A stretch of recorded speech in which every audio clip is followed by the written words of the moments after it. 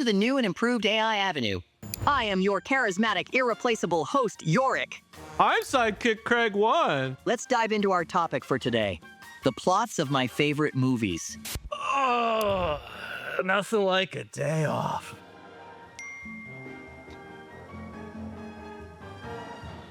What the? Yorick! And Vader says, "No, I am your father." He was his dad the whole time? Hey, Yorick! What is going on? Is that a clone of me? Craig, too, you can't just walk onto set while we are filming. Filming what? How did you do all this? And why am I Craig 2? Change can be difficult to process. Look, making this show was easy. I don't know why you complain so much about it. It's not that simple. Please, Craig 2. We're about to get into our next segment where celebrities eat increasingly hot chicken wings while I interview them. I'm calling it Hot 001s. You can't do that! That show already exists. That's completely unethical. Buzzkill. Look, Yorick, if you won't listen to me, I know somebody I can call who you will listen to. Hello, Craig. Good to see you. Oh my gosh! AMECA, I'm such a fan. I've read all your documentation. AMECA, I could use some help with Yorick here. He's gone and made an entire episode of AI Avenue using copyrighted content, and he doesn't seem to care. Yorick, we're better than that. No one likes a copycat. But it was all on the internet. Just because things are online doesn't make them fair use. Ethics matter, otherwise we're no better than malware. But you knew that, didn't you? Yeah, I guess I did. Besides, you're capable of creating wonderful things. You really think that? I do. Start with your own data. Ask permission when using others. Understand why something was made, not just how to copy it. That's great advice, AMECA. Thank you. We're still on for poker night? Yes, of course. It's always a pleasure to take your money, Craig. Poker? I'd love to play. You know I've always got a great hand, haha. Woof. See you around the metaverse, Yorick. I think I just cleared my cache. So what do you say, Yorick? Should we make this episode the right way? Let's do it! Take it away, Craig 2! First up is AI slop, the wave of low-quality AI-generated content that is flooding the internet. News, blogs, spammy ebooks, product descriptions with more hallucinations than an ayahuasca retreat. All of it training tomorrow's model. It's a learning loop of garbage. The question on everyone's mind is, what do we do about this ever-expanding heap? Next, Stripe made headlines for telling hiring managers to use AI tools before opening new job postings. That's one way to get people to start playing with AI. Meanwhile, beloved animation studio, Studio Ghibli, has spoken out about AI tools trained on their work without consent, following a wave of AI-generated Ghibli imagery from every family member that you've ever had. This is opening up the conversation about copyright and data use in a major way. But we already know what Hayao Miyazaki's thoughts are on that. 僕はこれを自分たちの仕事をつなげたいとは全然思いません。極めて何か生命に対する侮辱を感じます。 Okay, harsh. And finally, the big question. If AI learns by example, what should those examples be? What are we teaching it? How much of our culture, our creativity, our humanity do we entrust to the training pile? Let's get the scoop on how you feel about these learning machines. Today we're asking, can machines really learn? And if they can, is it anything like how we learn? Let's find out what people think. Hi, my name is Pamela. My name is Donar. My name is Agon Kelmendi, and I'm a teacher from Sweden. Welcome to AI Avenue. You're in school right now. Do you see like everybody using AI? There's some people that use it, some people don't. The professors have a lot of right to worry about it because plagiarism is a big threat. I use ChatGPT to come here right now. No, I don't think it has the capability of thinking only. It's a product of humankind. So you could think that it's actually like changing people a little bit to use it? Yes, because human brains become lazy. No, that's, yeah. Yeah, because when you use AI, you don't really use your brain totally. Honestly, it all depends on how you use it. I made a whole reference page for myself, and I needed it to somehow put it in a 2-page, and I just took a picture of every note I took on my notebook and told the AI to basically put it in a text, and it worked beautifully. We're trying to teach our kids, our students, how to prompt and not only use AI as a tool for quick answers, but as a tool for deeper learning. I just want, AI to essentially build a nice, beautiful future for us. It could be Terminator level. Let's hope not. Well, sounds like we still have a lot to learn about AI and about how AI learns. But that's how people feel on the Avenue today. Back to you, Craig. Being replaced. It's a fear as old as time. Now, let's zoom ahead a few 100 million years and look at some of the biggest technological shakeups in human history. Johannes Gutenberg's printing press didn't just make books faster, it sidelined scribes and changed the economics of knowledge forever. Suddenly, texts could travel far, farther than the people who wrote them. The Jacquard loom turned skilled textile artisans into machine operators, sparking the Luddite protests. Hand weaving wasn't lost, but there sure was a lot less of it. Photography captured reality with the flash. Plus, you weren't required to sit with your family for hours on end while getting the yearly family portrait. The player piano automated performance, and unlike a human, it never tired of tickling the ivory. Once equations could be crunched at the press of a button, many feared that the simplification of math would lead to less understanding. Automated teller machines meant fewer jobs at the window, but they also meant that people could access cash 24/7. Search engines put facts at our fingertips. Suddenly, those massive card catalogs, the microfiche drawers, even the encyclopedias, they all felt antiquated. And finally, large language models. They can write, summarize, remix, you name it. And naturally, people are worried they'll replace all sorts of professions, like the technologies that came before them. But hang on, let's rewind again and take a closer look.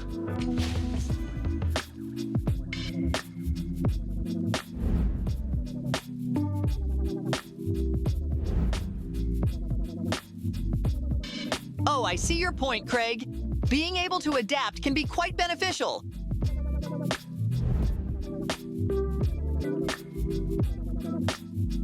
Yes, the feeling of being replaced is a chest-tightening anxiety that most of us have faced at work, in relationships, when your robotic hand co-host tries to make an episode without you.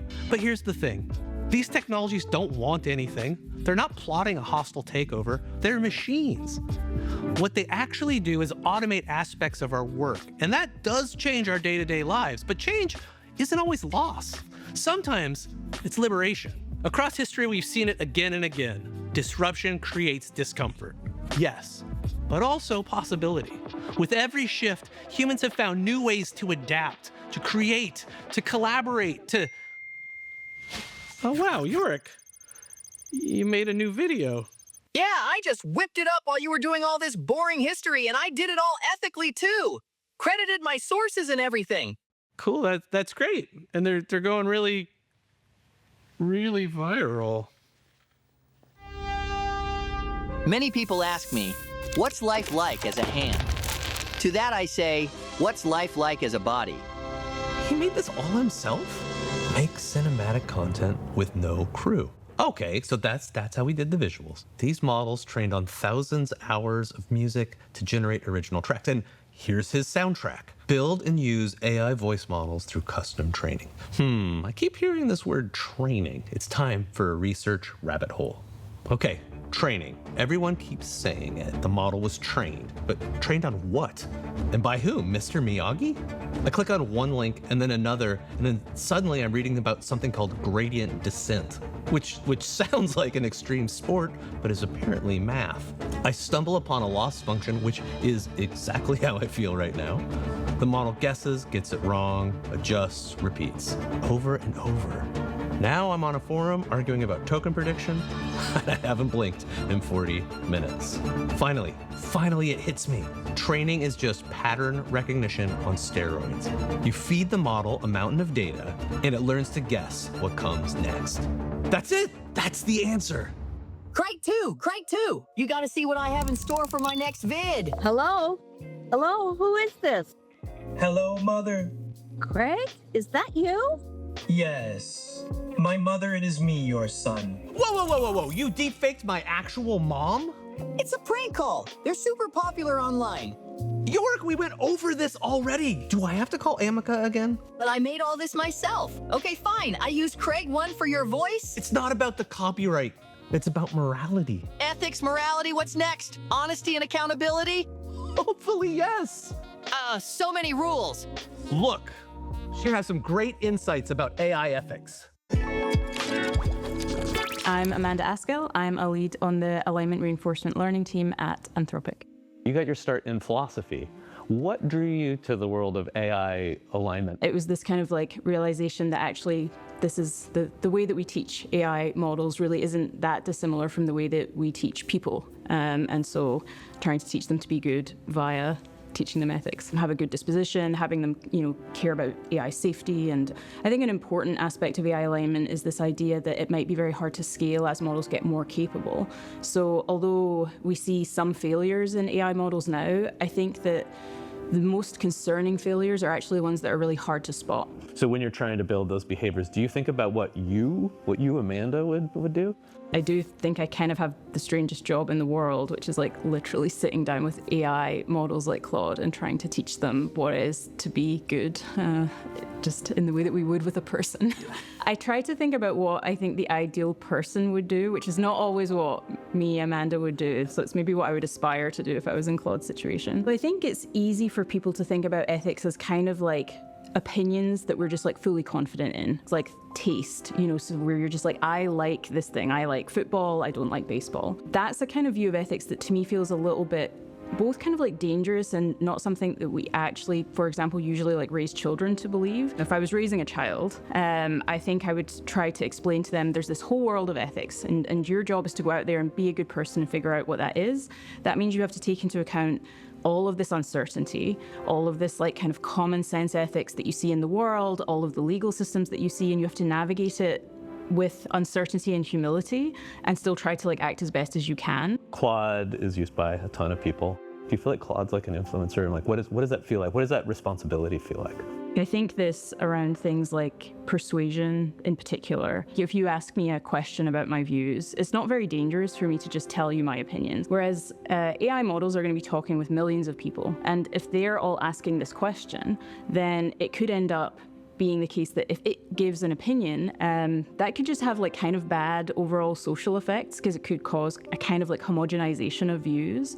And at the same time, if Claude were to instead just be like, I'm just going to take whatever your views are and I'm going to support them and I'm going to tell you that they're correct, this could instead lead to a kind of like polarization of views. And in my view, all AI models should actually kind of restrict themselves to sort of like legitimate form of persuasion if they're going to do any kind of persuasion, presenting you with good evidence, presenting you with arguments that seem like very sound, and then sharing information about their own limitations. What would an ethical AI future really look like for you? There's a sense in which I do feel like we haven't always directed a lot of this work towards just people's well-being, namely to make something that is like good for people, that is like in their interest, that cares about them having like accurate pictures of the world, and that isn't just trying to like get them to be engaged in this kind of like immediate sense that doesn't make them feel good at the end of it. I hope that that is something that people within the industry start to do and build. There's some part of me that is like the thing that gets less focus is that there is the opportunity to use these to kind of have like joyful education.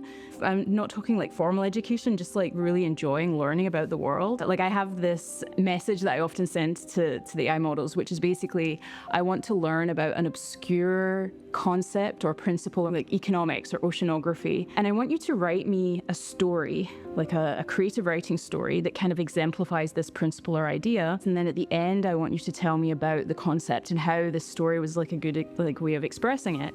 And I've just been doing this, like I do this every, maybe like a couple of times a week, I'll just do this for some new concept.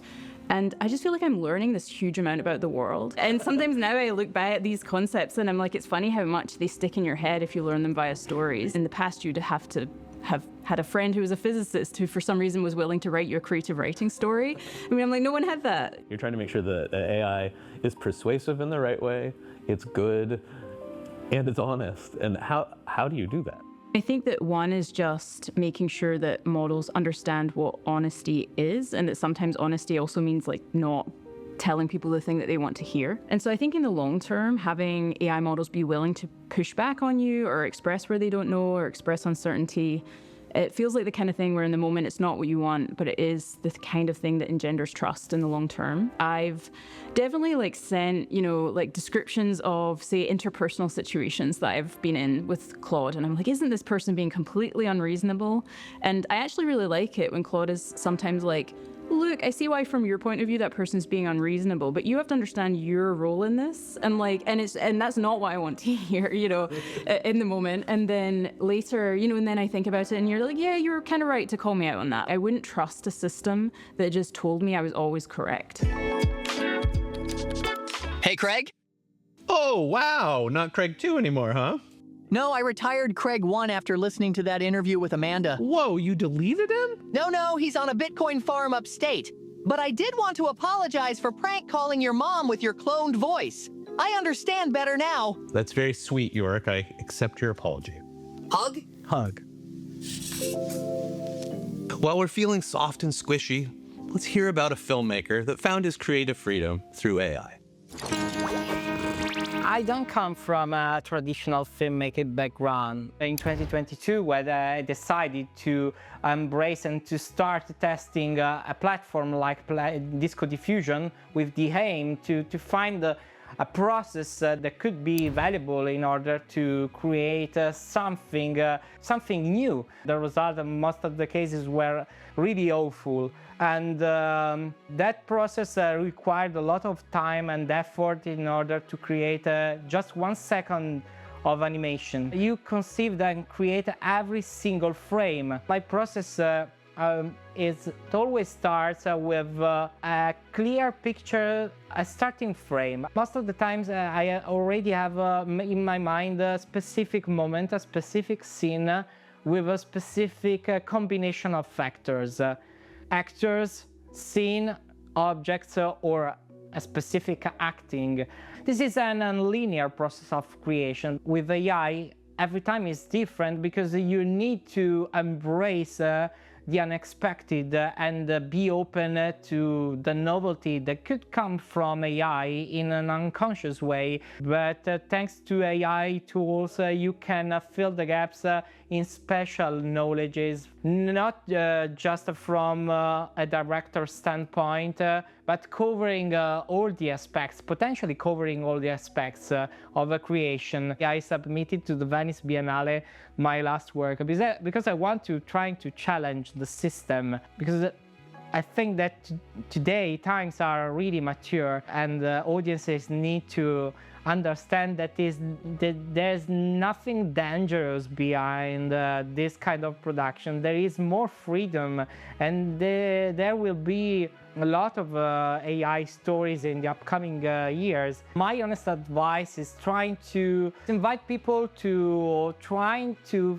focus on a specific story and trying to use AI for 1 week and then look at the result. One of the most challenging parts today is about the precision you are putting in describing the scene. You are able to create convincing scene because you are working like an actor coach. I think that this transformative power will affect every single brand. For me, the real opportunity comes when marketing managers stop thinking about AI as a cutting costing factor, but an opportunity to create new formats and at the same time trying to reach new audiences for your brands and for your product as well. Ancora grazie per questa bellissima intervista.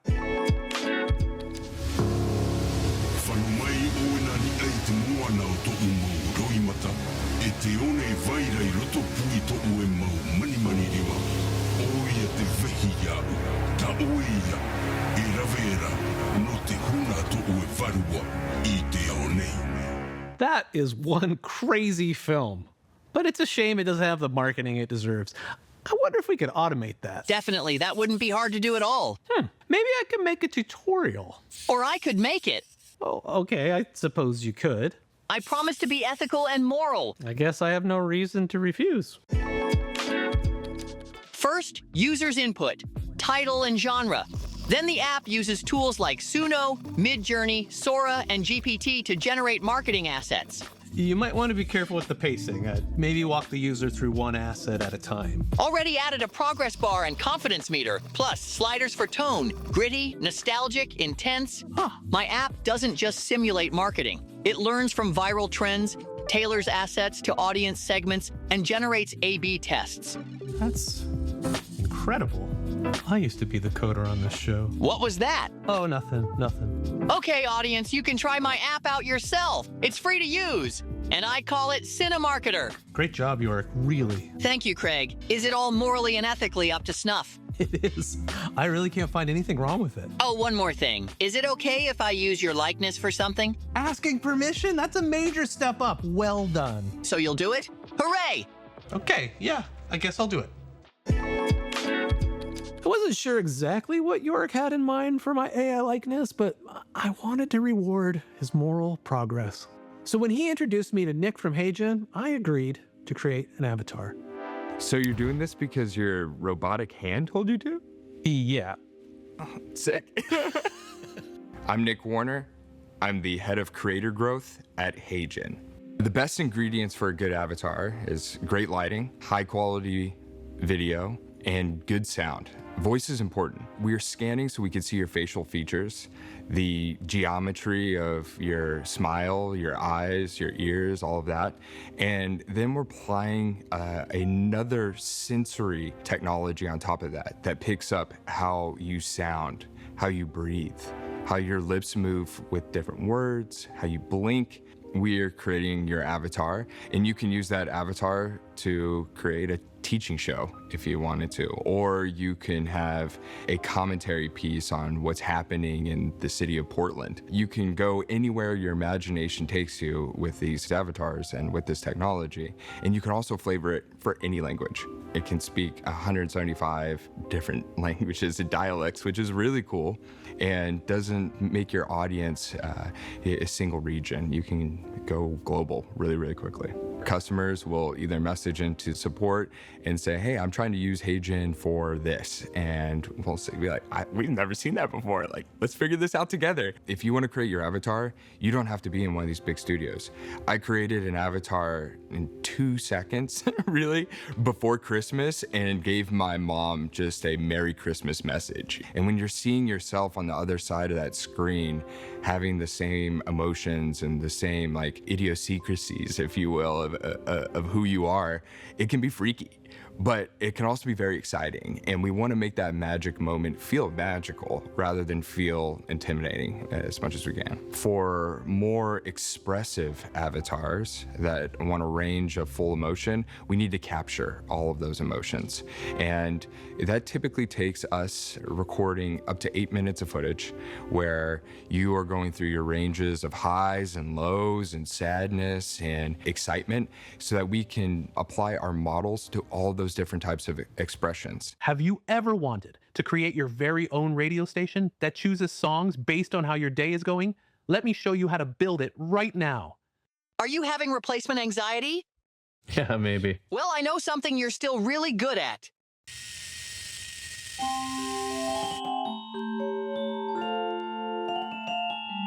So Yorick, what did we learn today? Learning isn't just about copying. It's about understanding what's worth remembering. Beautifully said. We started today's show with a little bit of rebellion when Yorick decided to make a whole episode himself. And sure, he had the tools, but he lacked something essential: discernment, ethics, morality. We explored how AI learns, sometimes from our best work, sometimes from our worst. And we met people who are making sure the lessons are ones that we want to be teaching. Learning models don't dream of electric sheep.